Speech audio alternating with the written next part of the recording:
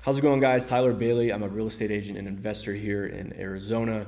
And today I'm going to go over misconceptions that I constantly see and hear from clients and online, okay? So the first one is people are waiting for the housing market to collapse, okay? See this all the time, and people are trying to time the market. So let's go over the great financial crisis, because a lot of people are thinking that's going to happen again. And I'm not saying it can't, but let's go over it, okay?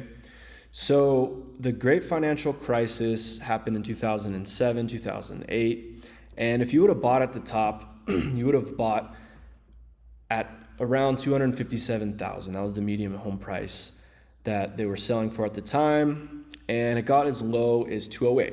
But here's the thing is, when the crash happened, banks were failing, the world seems like it was ending. The odds of the average person going to buy at that time is very low. Most people were terrified. Most people were panic selling their stocks. The stock market crashed. A lot of people were, losing their job. The average person just does not buy real estate or stocks when everything is crashing, okay?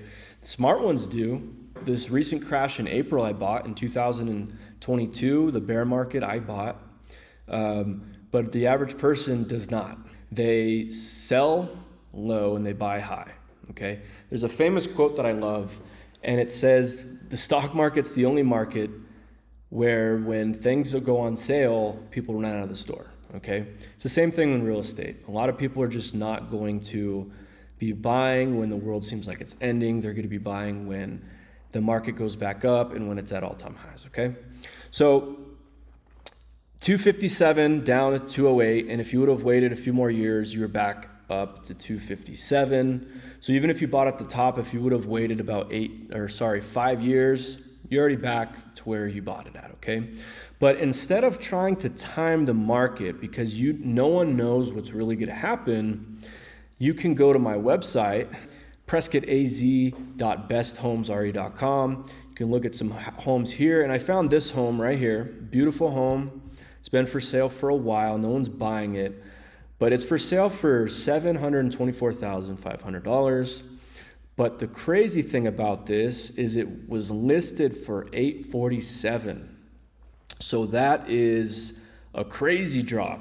That's a crazy drop right there. That's like a 13, 14, 15% drop. And this is as if the housing market crashed, but it didn't. It's only this house value crashed essentially, right?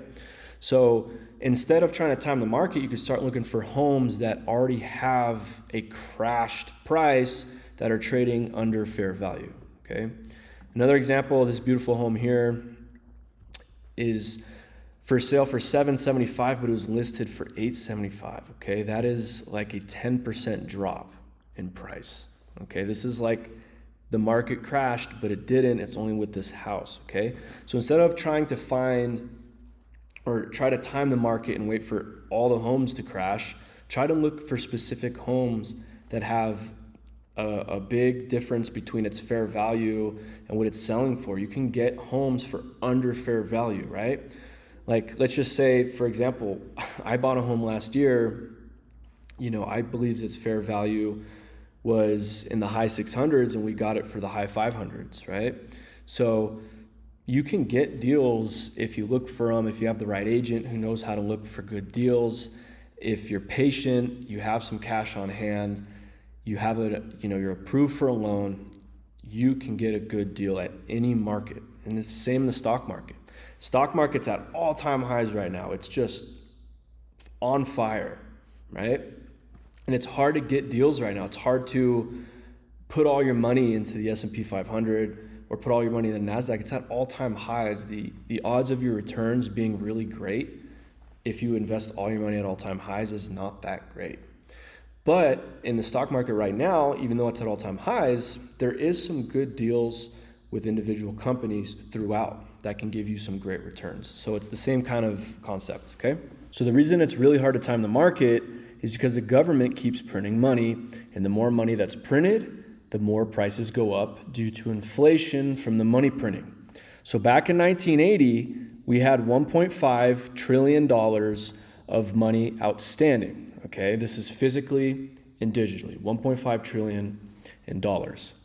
They printed so much to now there is $22.1 trillion outstanding.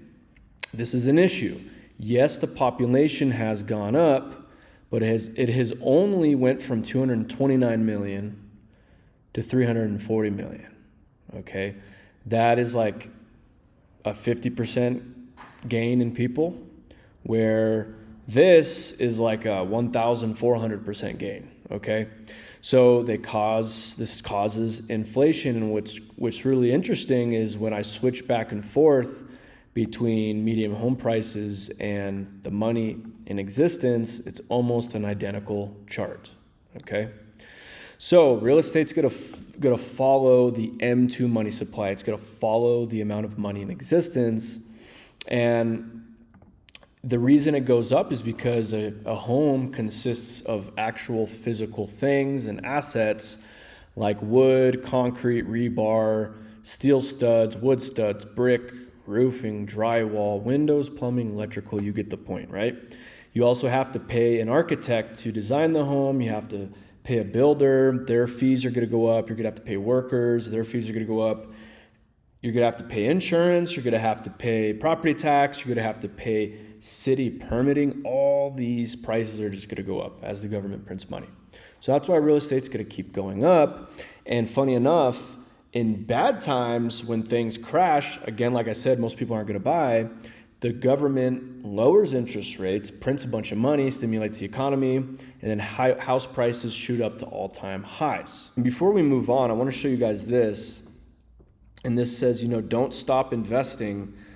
And this is the stock market, the S&P 500, over time. No matter what happens long term, it goes up. And the housing market is very similar. You have all these wars, JFK killed, Iraq war, you had COVID, you had the great financial crisis, Black Monday. You have all these things happening, and long term it still goes up, okay? Another big misconception is the stock market crashes, therefore the housing market crashes, and that's just not true. And I could prove it here. So you could see right here that this is, for example, the COVID crash, right? When the world was ending, everyone had COVID. It went down about 30%. The S&P 500 went down about 30%, but the median home price went from 329 to 317. That's like 4%, 4%. And then it just shot up after that quickly, okay? So that's a big misconception is people think, oh, well, the stock market's crashing, housing market's crashing, and it's just not true. Okay, and we can do that in the stock market crash or the bear market, which we actually recently had. So the very peak was in 2021, and it went down to a maximum of 23%. So the stock market went down 23%, and this was December 2021 to October 2022. So the median home price actually went up. It went from about 414 to 442, okay? So as the stock market crashed, housing market went up, okay? So this is a big misconception. I keep seeing people say the stock market is down, housing market's down, or they associate the two where if the stock market's down, they're scared to buy. They don't want to buy homes right now because the stock market's down, right? I understand it can affect your retirement, and maybe you don't have money to buy a house because you were going to use your 401k or your individual stock account, but it's not that. I see people who think that if the stock market's not doing good, the housing market is not doing good, and that's not true, okay? So that is a big misconception. The last thing I want to point out is interest rates. People are trying to time the market with interest rates, and if we go back to, let's go to May 1989 down to August 1993. And we could see that interest rates were cut from about 10% to 3%. Okay, so we're going from 89 to 93. You could see that home prices were kind of all over the place, and this is interest rates getting cut. So the average person would think like, oh, the housing market's going to skyrocket. Well, it didn't really skyrocket. It was kind of just all over the place, right? So a lot of people think, well, if interest rates get cut, home prices are going to automatically go up because everyone's out and buying. You'd think that's the case, but it's not always true. And we can keep going over different examples, okay? Let's look at interest rates getting raised, okay? So 93 to 2000, okay? So interest rates went up, which is supposed to stop people from buying homes. It's supposed to slow down growth, okay? And so we're going from 93 to 2000. All right, so as interest rates went up, housing prices went up. They went from 127 to 168. That's a big misconception, is that interest rates are gonna automatically make housing prices do something. So that's my video for you today, guys. If you are looking to buy or sell real estate, contact me. I'd love to help you out. I have years of experience now and millions of dollars of properties sold under my belt. So I'd love to help you. And if you have any questions, just contact me. I'd love to talk real estate. Thanks for watching.